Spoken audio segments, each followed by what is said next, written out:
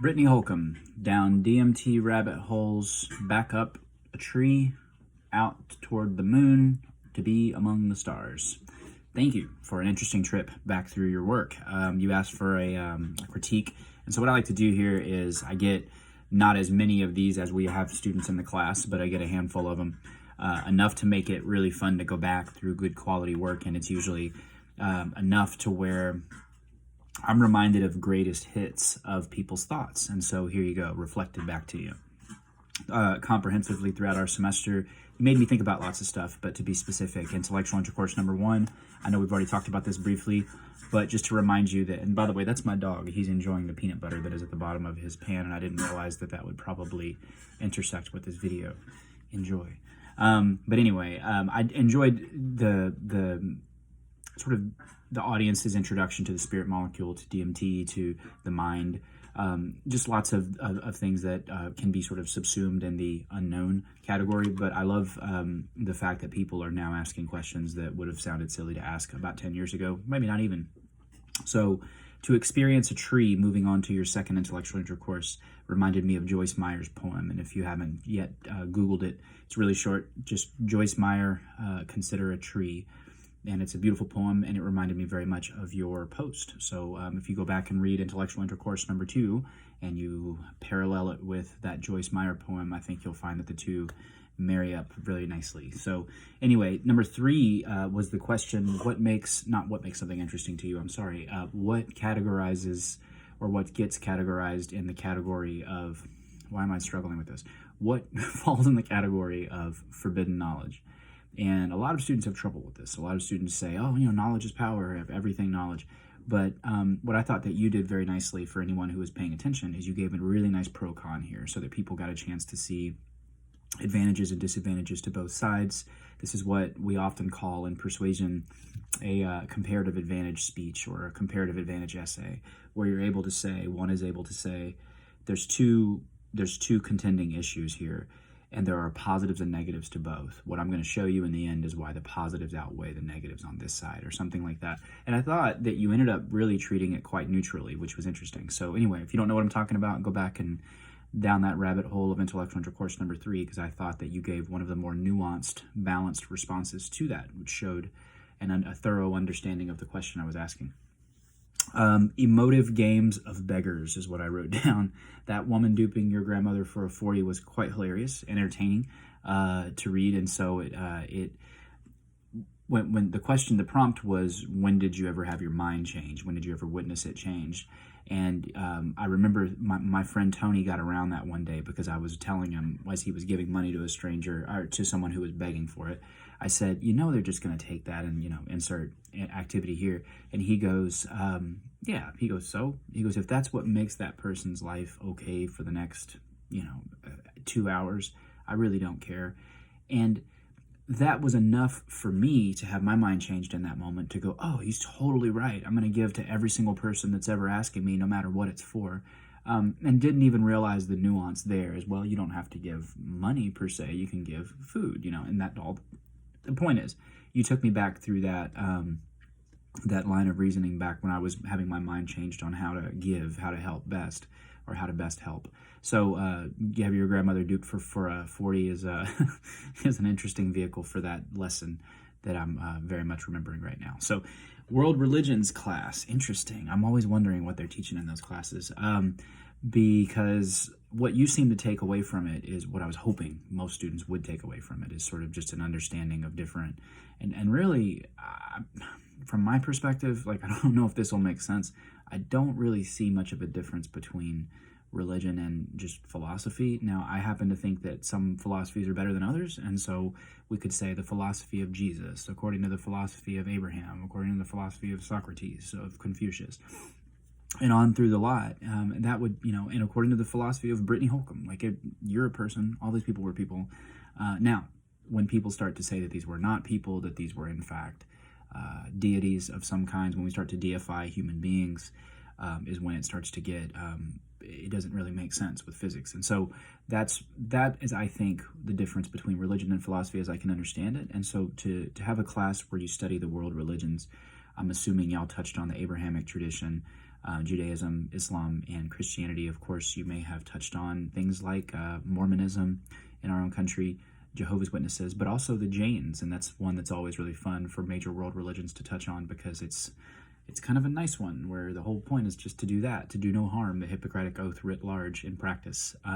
But Jainism was always really interesting. But one of the things that I took away from your post is that you said some didn't even have gods, and that it changed your perspective completely on what religion was.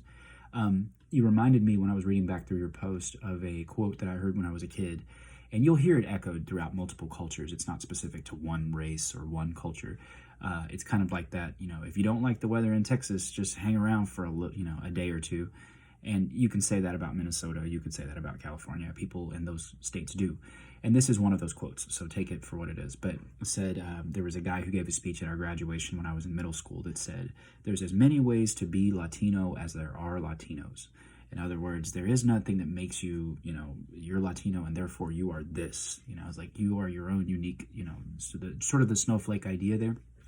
And yeah, it reminded me of that very much when I was going back and reading that, because I was thinking there's many ways to be a Jain or a Mormon or a Jehovah's Witness or a Christian as there are Christians or Jains or whatever. Anyway, I hope that makes sense, but it reminded me of that.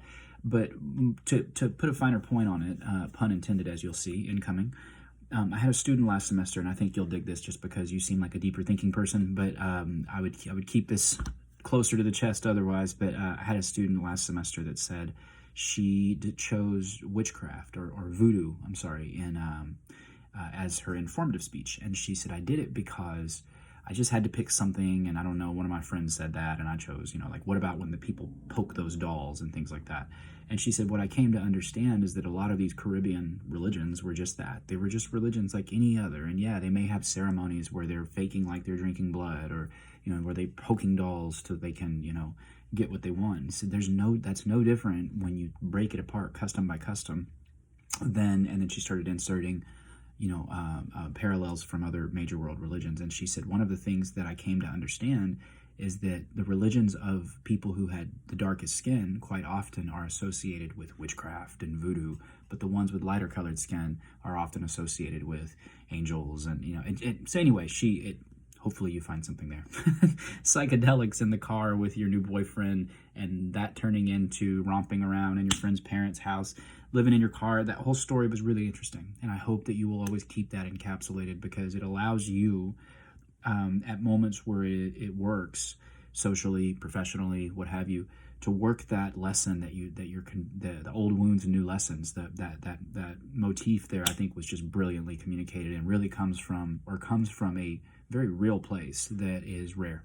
Willie Nelson had a line. I think he was asked in a Songwriters Guild, how do you write songs? You've written some of the most, well-regarded songs in country music. And he said, I just write what you know. If you don't drive a truck, or if you've never, cleaned toilets for a living, or if you've never, driven a tractor, don't write about those things. And he said, you can, but it's just a lot harder. Write what you know, and you'll get better. You'll get better art, because it'll come from real experience. Anyway, and I thought that your piece in number 6 just really spoke to probably not just me, but a lot of other people in the class. So kudos to you. The Voyager Gold Record. Fuck yes, that's my favorite. A lot of students don't know about. A lot of people. Why am I saying students don't know about that? There's a Carl Sagan episode of Cosmos that's dedicated to the Voyager Gold Record, and if you haven't checked it out, I'll try if I can remember to send a link to it along with this video. All right, personal narrative speech. Let's go through these real quick. I've already kind of reflected what I thought back here, but I went back and watched your speeches again, and just to get a sense of the arc of the learning curve, the set design, stage makeup, calling that you seem to, have gotten back in 2019 from Scott Osborne's class in the spring, and I'm name dropping there because you name dropped, and I think that's awesome. Give kudos to the people that mentored you back in the day. 18 callbacks, 6 meetings. I'm just wondering what's come about as a result of those. So please keep me posted, just on a side note, with progress, because it sounds like you have shot for the moon, and will definitely land among the stars. And by stars, I mean, of course, your hopes and dreams. So that would be really cool to see those realized. Informative speech, the realistic wound application, I've already told you what I thought about that, but I wanted you to know that I I can use that speech as a vehicle for next semester, which I'm already in actually, to talk about, having a picture in picture and sort of, where that could work. And so anyway, I've taken a screenshot of that and shown them, or plan to show them kind of what I'm talking about. And I just bleeped out your information. Persuasive speech. Let's end here. Exercise the mind. I'll let you think about this. I like bumper sticker phrases. I like cutesy stuff. So exercise the mind made me think of exorcising the mind as well. A lot of students that I've taught have been Latino because of teaching at Eastfield. It's a huge contingent of our student population. I say huge, it's like 60. But as a result, a lot of students will share stereotypes from their culture, especially those of their parents and grandparents. And a lot of it is based on superstition, as a lot of the examples that are given are based on superstitions. Things like ojo, the evil eye. But one of them is sleep paralysis, which has a name equivalent across Central America and South America, I'm sure, but it references a demon sitting on the chest. And you can actually go and look at, I think it's Incubus, one of my favorite bands when I was coming up, but Incubus, I believe, was a demon that slept with sleeping women. But I believe the Incubus shows the demon sitting on the chest. But anyway, of course, if people believe this and they pass it down to their kids, it's almost like epigenetics. It just kind of ends up in the mind of someone just in a nightmare waking up and seeing a demon on their chest because they've been told to do that. So the reason I'm going on about that is when you talked about exercising the mind, I thought it was brilliant. And to bring in your mom's depression, the suicide attempt, the fact that, you realize that that's something that you need to, it's preventative health care that you need to be aware of and to move your mind, both psychologically as well as physiologically, in ways that allow it to struggle on purpose, that allow it to find new pathways, different problem solving, different creative avenues and outlets for stress.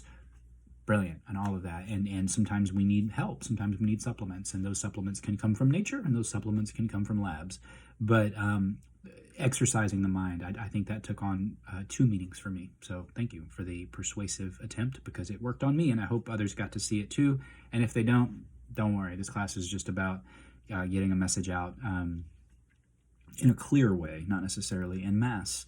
The mindfulness meditation apps are aplenty these days. Mindfulness is very much in vogue, and I cannot recommend this more. This is just my personal favorite. Everybody's got their own, but I will say it's my favorite neuroscience-based app is called Waking Up. And if you just email them and tell them you want a free trial, they'll give you a year. And then the next year you ask for another one and ask for another one. But anyway, I pay for it just because it's an author that I happen to have gotten a lot from. Talks about a lot of the things that you're interested in. Has a book called Waking Up, but it's a way that that talks about spirituality, but also pseudo spirituality, and kind of what a person can expect as they start to wake up, as they start to become more interested in the mind, as we all are. Okay, what else? If I'm looking for a critique, I would say manuscript that speech less, step back away from that camera, because we get more nonverbal communication that way. These are side notes. These are just in conclusion. I know I've almost gone 15 minutes, but I feel like having you wait for a week, I've got to give you some good last feedback. Arguing on social media with your now ex. I thought that was brilliant. You were talking about in your replies to different students. That reminded me very much. I used to do the same thing on instant messenger, away message. That was back in the day, AIM. And when I was breaking up with my girlfriend for the course of what amounted to probably be 2 years, we would leave away messages for each other. It would be like, out with the girls or whatever, like out with the dudes. And so it was so stupid. But anyway, you reminded me of that and how stupid it is, because all my friends at one point pulled me aside and was like, dude, we can see that, right? Anyway, perks of being a wallflower. I have a story I could tell you, but it just would be too long. That book really got me back into reading again. I read like crazy when I was younger. I always loved reading. My mom's a huge reader. But I remember a student actually gave me Perks of Being a Wallflower, and she said, check it out. And I read it, and I remember getting to the last pages of that and doing what I used to do when I was a kid. And I didn't make myself do it. I just did it. I slowed down at the end because I didn't want to leave the characters yet. And it was really cool. And I was like, man. So I read it again. I thought it was great. Anyway, I'm writing, always writing. And my inspiration for the book that I'm almost finished with is actually very much Perks of Being a Wallflower. I love that style. So I tried to put it together with Fight Club. Anyway, blah, blah, blah, blah. Performance poetry reminiscent of Shakespeare. Yes, I had a teacher one time that said Shakespeare, to give kids Shakespeare to read is to miss the point of Shakespeare. Shakespeare is meant to be performed. It's meant to be heard. Poems are meant to be read aloud. And so he taught poetry. He was a really cool poetry teacher. I hope you've had one. Your reply to the bravery and friendship post I thought was awesome. So anyway, I could go on. I won't. Thank you very much for if you've made it this far. Brittany, I just wanted you to know I've appreciated your work this past semester and wish you all the best in life, but of course, way more than luck. You need more than that. Peace.